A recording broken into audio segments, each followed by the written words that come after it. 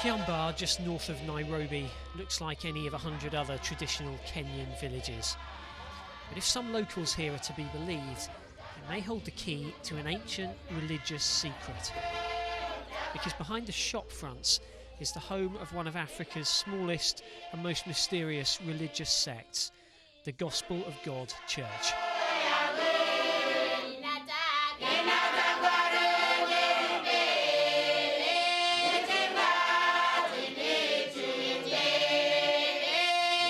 A lot of the hymns here are in Shona, a language of Zimbabwe. Most followers of the faith are first or second generation Zimbabweans whose parents crossed East Africa in the belief that the Bible holds a coded reference to Kenya. You know, Kenya is the promised land. When I mean promised land, it's not meaning that we want a shamba, no. It's a promise of God.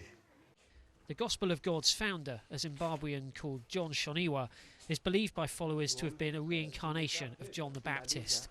For him and his church, Kenya's capital was a holy site. He told us, when you arrive in Kenya, you are going to see a certain stone which has been prepared. So on that stone, there are stars and a moon. The stone in question still stands and appears to be a milestone placed here in the 1930s by a Kenyan automobile association. Nearby, the church owns a large centre where the men earn some extra income from carpentry and the women from weaving. Some live their whole lives here as nuns. The Kenyan government has not accepted them as nationalised Kenyans, but they still feel they have an important role here.